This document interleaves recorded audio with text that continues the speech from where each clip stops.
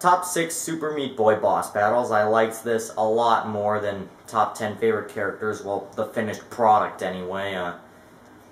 Basically, I loved the idea of the least favorite to favorite format that was done in a couple of the Autarchs lists, like Speedster's list, top 19 Okami bosses, and Josh's top 9 TF2 classes. So I decided to do one about Super Meat Boy since I loved it and finished it. It was the first countdown where I actually made a physical appearance in a video. And it also served to remind me how idiotic YouTube commenters can be. There were a few people that thought I was bashing the entirety of the game even though I was only bashing 2 bosses from it.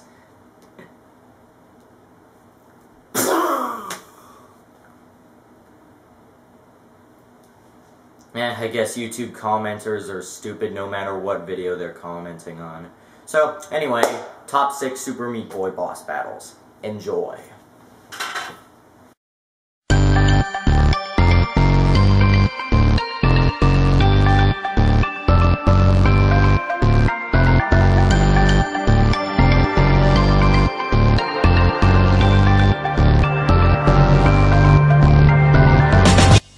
Super Meat Boy is awesome. It has gameplay that's hard, but promotes a natural difficulty progression, great throwbacks to old games, crazy level designs, and most notably, it's probably the only game in existence that I've seen with good bosses that play out more like levels than bosses. Just like a few lists out there, such as the Autarch of Flame's Top 25 No More Heroes boss battles list, or Speedster's Top 19 Okami boss battles list, I'm going to talk about every single boss in the game in the least favorite to favorite format. I'm going to be judging the bosses on this list based on 4 different criteria: difficulty, design, the boss itself, and music. List begins now.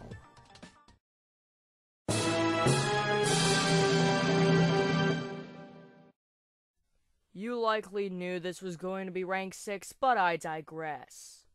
Little Horn is an absolute terrible boss battle.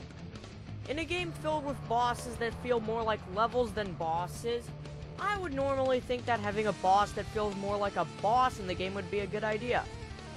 In other words, Little Horn has lots of potential, but it failed miserably. You have no ways of predicting his attacks aside from memorizing his attack pattern, which is always the same every time! The only redeeming factor to this battle is its music, which admittedly is my second favorite boss theme in the game, but even then, great music cannot make up for a terrible boss fight. Examples are everywhere.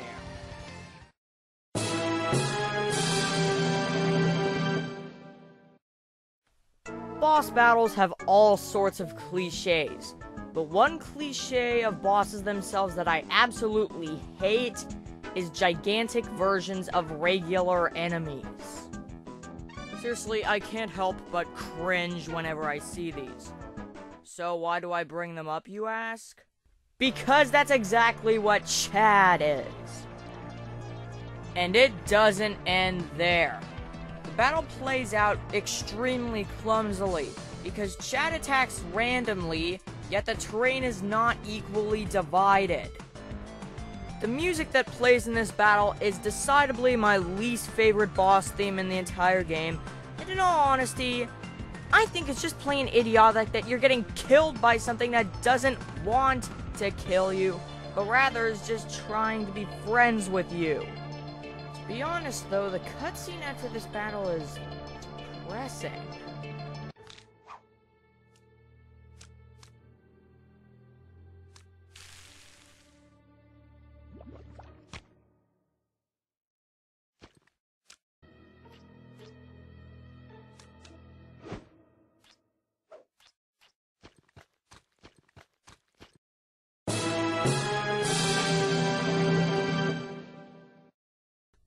While Chad is an example of how gigantic versions of regular enemies can most of the time be a bad thing, the Larrys are not one, not 2, but 3 examples on how gigantic versions of regular enemies can sometimes be a good thing.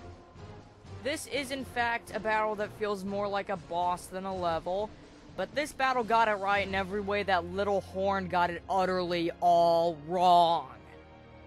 Reason being, they attack randomly for one, and their deaths are more fitting. Seems awesome, right? Yeah, there are 2 downsides to this battle. First of which being this battle is rather easy. Second, figuring out where you have to stand to make the Larrys jump into the saws is quite irritating to say the least. But still, if I wanted a boss battle from this game that felt more like a boss than a level, I'll take the Larrys over Little Horn any day.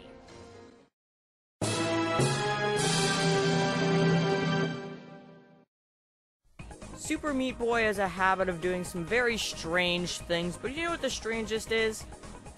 In a salt factory, its boss is literally a piece of crap. I don't know if this is some kind of obscure Conker's Bad Fur Day reference, but works for me. The battle itself has a straightforward concept. You don't have to beat Brownie to the exit to win. However, you do have to avoid getting killed by salt scraps, and of course, a giant tidal wave of salts of doom! And as for Brownie himself, he seems like a pretty likable character. Heck, Meat Boy even tries to keep him from falling off a cliff. And then let's go after getting hit in the head with a brick.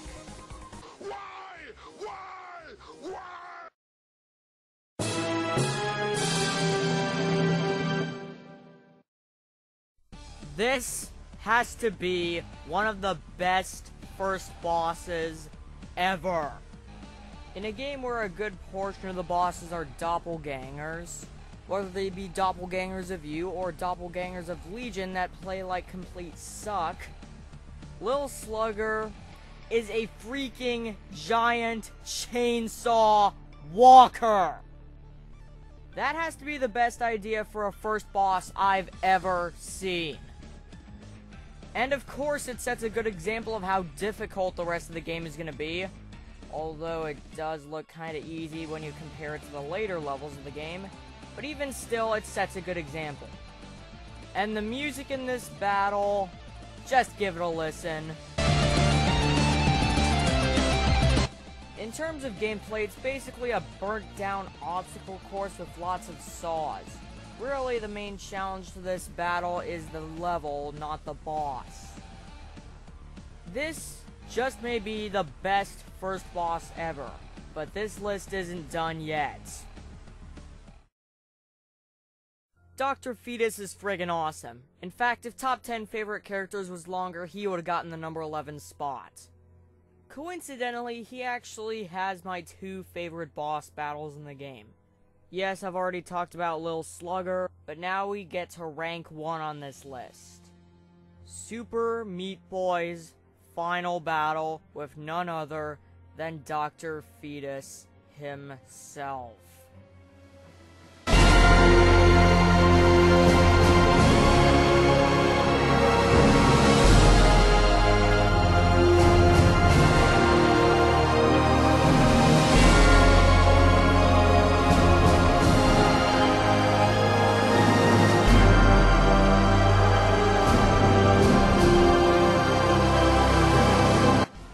Plays out like a couple other boss battles, but that's not why it's number 1.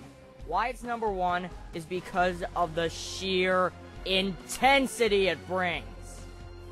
After between 90 to 125 levels of having Bandage Girl stolen from you, again, you finally, once and for all, get to lay the final smackdown! Yeah! Dr. Fetus is now chasing you through a colossal maze of saws, armed with a heat-seeking, or should I say, meat-seeking bazooka. Just like pretty much the rest of the battles that played out more like levels, the real challenge is the level, not the boss. Except here's the difference.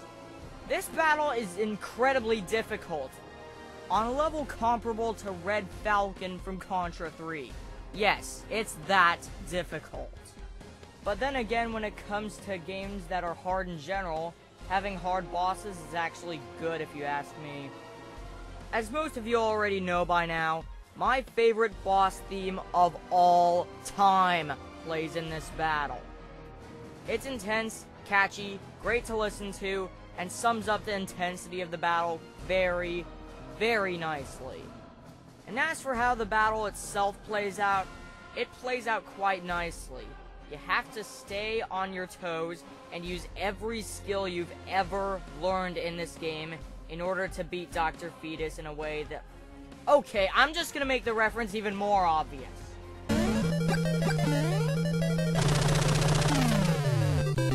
And it doesn't end there. In a Metroid-esque fashion, you and Bandage Girl must get out using... the real superpower of... Yeah! You're too slow! Ben, why did you do that? Sorry, H. Had to. You couldn't let that line slide even in one of my videos? Nope. Oh, well. In terms of the ending, I'm not gonna spoil it for those of you who haven't played this game. Bottom line, this battle is a perfect example of how level S boss battles can rarely be a good thing. And it is a deserving pick for best boss from Super Meat Boy.